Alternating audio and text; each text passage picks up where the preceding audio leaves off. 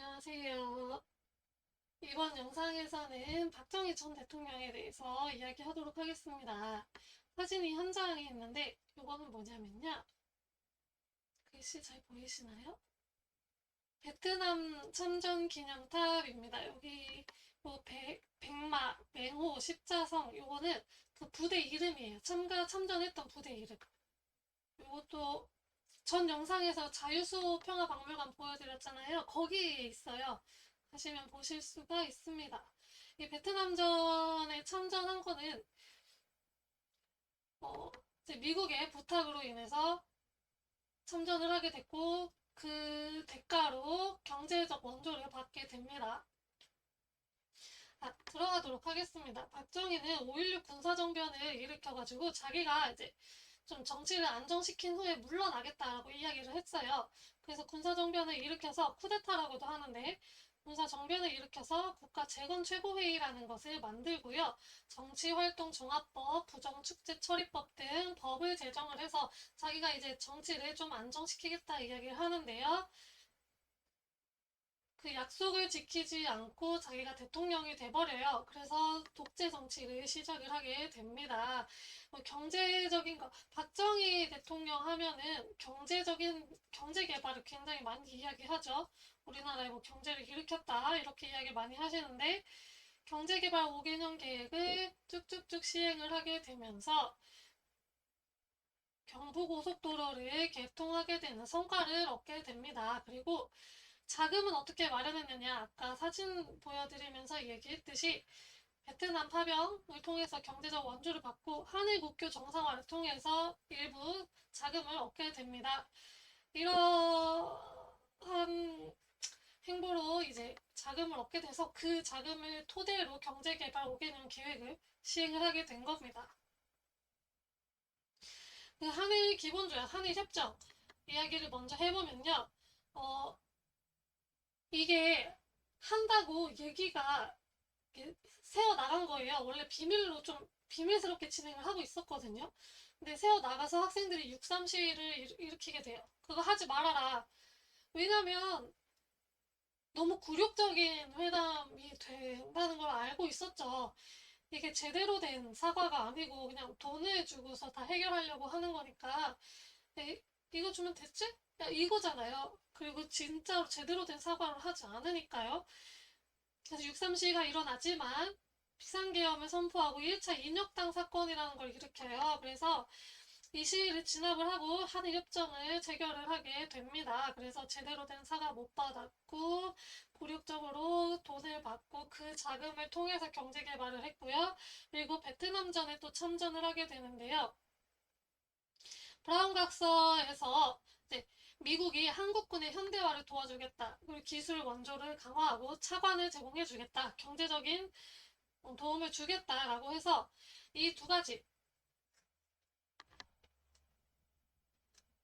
통해서 마련한 돈으로 경제개발을 했어요. 그래서 그 박정희 대통령 이야기 하실 때 그래도 우리나라의 경제를 개발하는데 일조했으니 긍정적인 면이 있는 거 아니냐라고 이제 이야기 많이 하시는데 저는 조금 다른 생각인 게 그 경제 개발도 좋지만 그 경제 개발을 하는데 토대가 되었던 자금이 어떻게 나왔는지 생각해보면 사실 화가 나거든요. 그 한일협정 같은 경우에는 피해자분들 제대로 사과 못 받았고 우리나라 자체가 제대로 된 사과를 못 받은 상태에서 그냥 돈만 받고 된 거기 때문에 이거는 좀 문제가 있다고 생각을 하고요.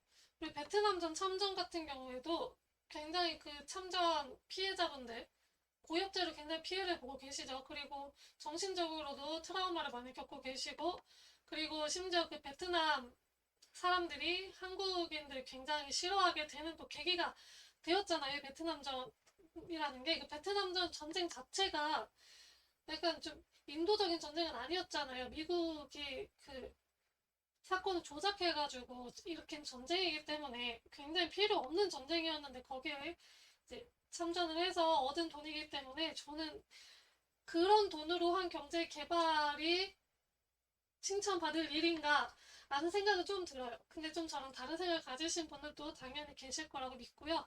그리고 이 박정희는 계속 대통령을 하고 싶었어요. 그래서 삼선 개헌을 실시를 하는데, 그래서 6.8 부정선거를 먼저 실시를 해요. 이게 근데 걸리죠. 그래서 그 여론을 돌리기 위해서 동백리 강첩단 사건이라는 것을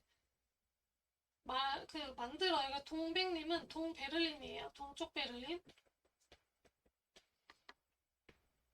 이 간첩단 사건을 조작을 합니다. 그래서 이제 여론을 좀 돌리고, 그리고 이때 또 하필 박정희 때 북한에 도발이 일어나요. 그래서 1.2 사태라고 김신조 사태라고 하는데, 그 김신조라는 분은 지금 그 목사님 하고 계세요. 돌아가시지 않으셨죠? 목사님 하고 계시고, 그 청와대 진짜 뒤에까지 왔다고요. 북한의 그 특수 부대 그 사람들인데, 청와대 바로 뒤편까지 왔다고 합니다. 그리고 푸에블로호 나포 사건도 일어나고 울진하고 삼척에 무장공비가 쳐들어오는 사건이 일어나게 돼요. 이러면서 약간 좀 이런 그 대외적인 위협이 발생을 하게 되면은 당연히 정권의 힘이 강해질 수밖에 없어요. 사람들이 뭔가 이렇게 바뀌는 걸 싫어하거든요. 그래서 어, 이런 사건들로 인해서 삼성개헌을 추진하는데 좀 도움이 되어서 결국 삼성개헌을 추진을 하게 되면서 세 번 대통령 할 수 있는 명분을 얻게 됩니다. 그리고 이 북한의 도발 이후에 예비군 창설되고요. 국민교육헌장 그리고 교련이 생기게 됩니다. 박정희는 또 8.3 조치라고 해가지고 재벌들이 사업하면서 돈을 빌리잖아요. 그리고 사채까지 끌어다 쓰게 되는데 그거를 전부 다 그 채무를 사채를 동결해 버려요. 그래서 대기업들이 이제 위기를 타개할 수 있도록 해줍니다. 그래서 약간 재벌 중심 경제로 우리나라가 흘러나가게 되는 결정적 계기가 됩니다. 지금 우리나라는 굉장히 그 대기업 재벌 중심이잖아요. 그게 이제 이때의 원인이 됩니다. 이 박정희는 여러분들 그 영화 남산의 부장들이라는 영화 보시면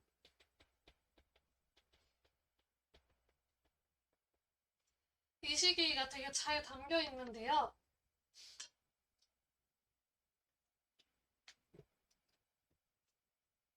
당시 이제 닉슨이 대탕트 분위기를 좀 만들면서 박정희한테도 좀 압력을 넣어요. 그래서 박정희가 좀 고민하는 그런 장면들도 나와요. 그래서 7.4 남북 공동성명을 발표를 해요. 남북한이 같이. 그래서 뭐 남북조절위원회도 만들고 자주평화 민족 대단결을 이야기하면서 이야기하는데 이거 어거지로 한 거예요. 그 대탕트 분위기에 맞춰서.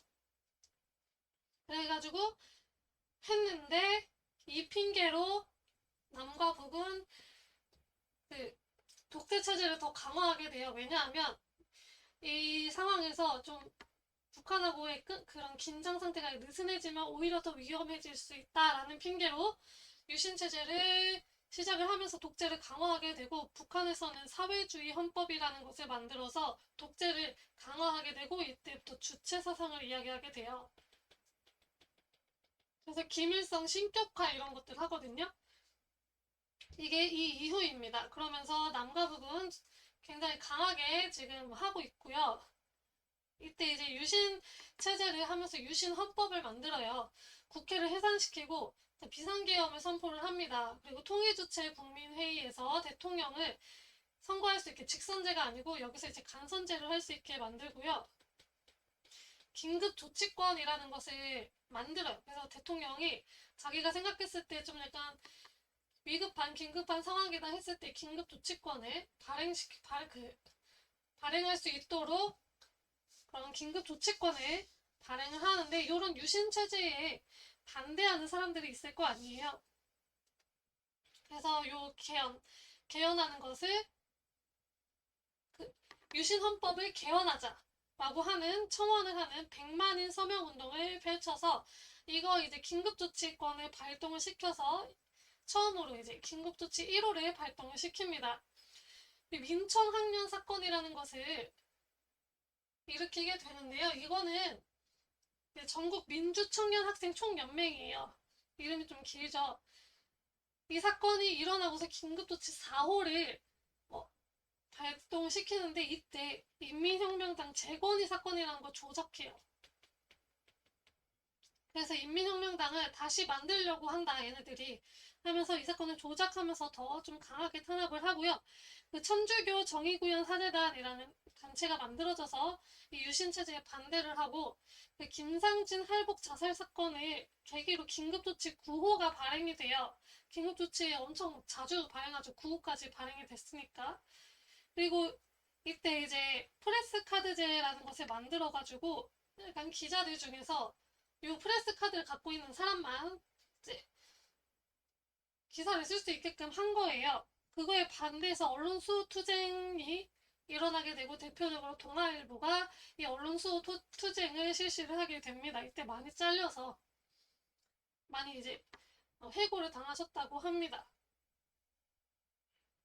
이후에도 또 반대 운동들이 여러 개가 일어나요. 3.1 민주 구국선언, 동일방직 파업 사건, YH 무역 사건, 부마 민주화 운동. YH 무역 사건은 그 SBS에서 하는 방송에서 꼬꼬무 거기서 한번 다뤘더라고요. 최근에 그거 참고하시면 되게 좋을 것 같아요. 당시에 진짜 어마어마한 짓을 했고 똥물도 뿌렸다고 합니다. 이런 사건이 있었고, 그리고 부마 민주화 운동은 부산 마산 민주화 운동인데 그 남산의 무장들 보시면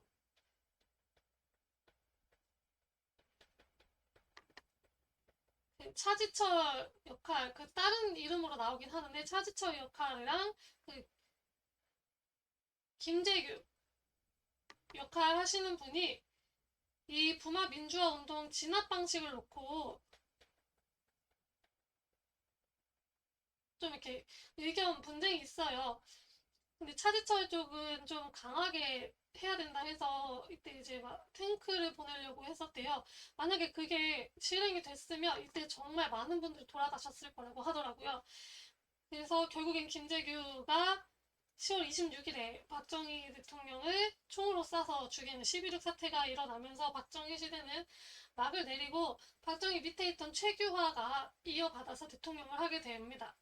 여기까지 오늘 박정희 대통령에 대해서 이야기해봤고요. 다음 영상에서는 이제 최규와 전두환 시대에 있었던 사건들에 대해서 이야기해보도록 하겠습니다. 감사합니다.